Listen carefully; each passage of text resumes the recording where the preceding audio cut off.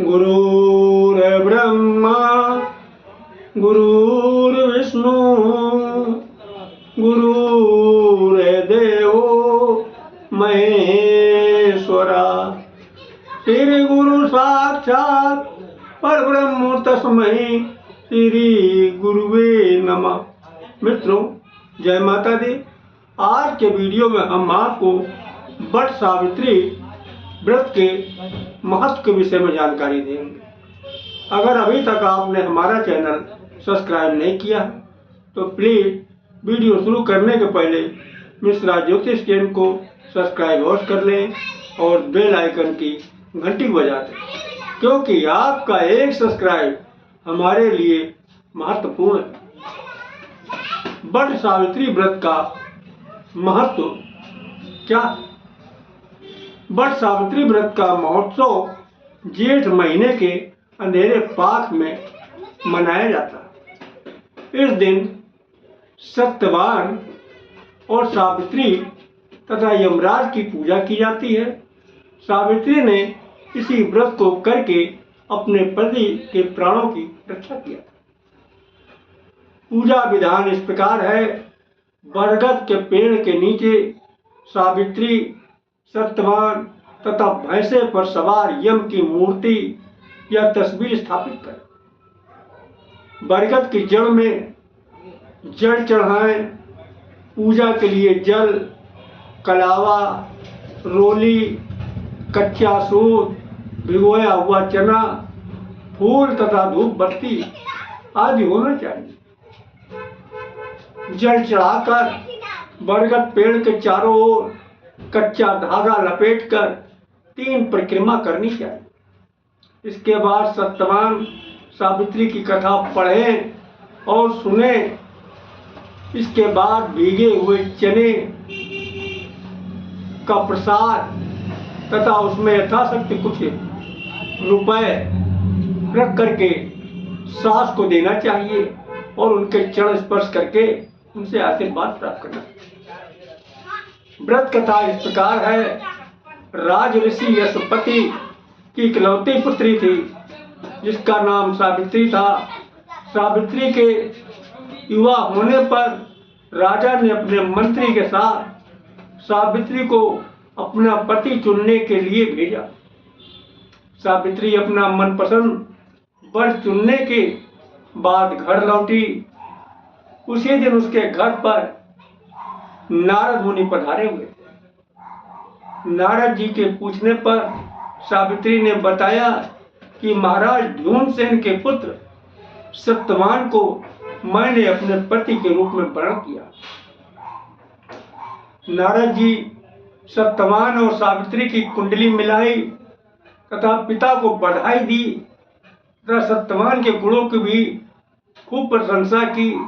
साथ में यह भी बताया कि सत्यवान की आयु यानी सत्यवान की उम्र मात्र 1 साल ही है, यानी 1 साल ही शेष है। 1 साल पूरा होने पे सत्यवान की मृत्यु हो जाए।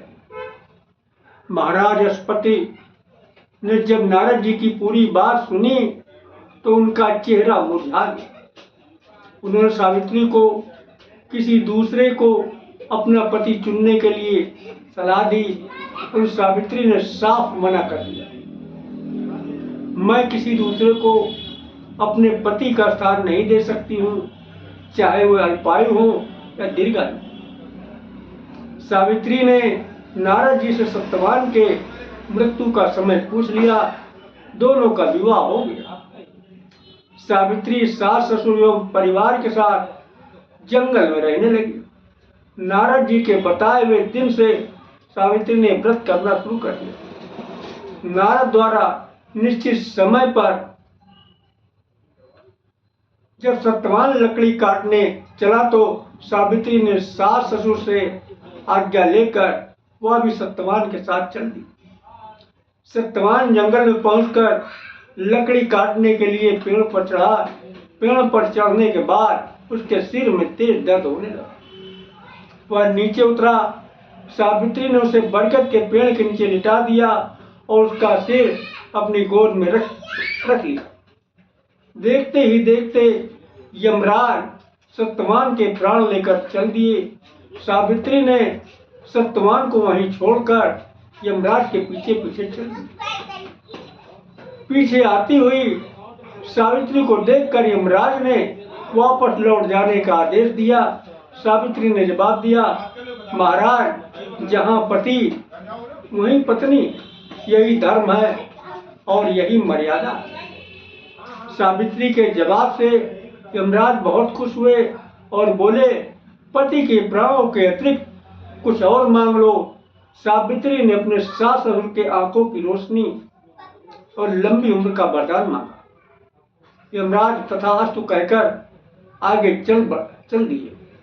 परंतु सावित्री यमराज का पीछा करती रही। यमराज ने फिर पीछे सावित्री को आते देखकर वापस जाने का आदेश दिया। सावित्री ने जवाब दिया, पति के बिना नारी का जीवन किसी मतलब का नहीं है। यमराज सावित्री के पति धर्म से खुश होकर पुनः वरदान मांगने को कहा। इस बार उसने अपने सास ससुर का राज वापस दिलाने की प्रार्थना की। तथास्तु कहकर यमराज आगे चल दिए। सावित्री अभी भी यमराज के पीछे पीछे चलती रही। इस बार सावित्री ने यमराज से 100 पुत्रों की मां बनने का वरदान मांगा। तथास्तु कहकर यमराज आगे चल दिए। तब भी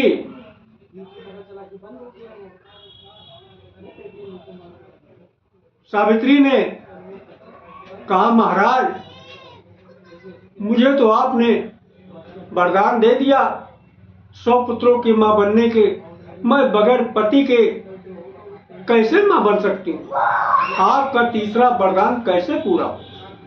यमराज बातों में फंसकर मजबूर हो गए। उन्होंने सत्यवान के प्राणों को छोड़ दिया। सावित्री सत्यवान के प्राणों को लेकर सत्यवान के मृत शरीर के पास गई, बरगद के पेड़ की परिक्रमा किया। सत्यवान जिंदा हो। इस प्रकार सावित्री के सास ससुर की आंखों की रोशनी मिली, उनका खोया हुआ राज्य वापस मिला। आगे चलकर सावित्री 100 पुत्रों की मां बनी। दुनिया में सावित्री के पति धर्म की चर्चा चारों ओर फैल रही। तो इस बार 6 जून बृहस्पतिवार 2024 को वट सावित्री व्रत किया जाएगा। जय माता दी।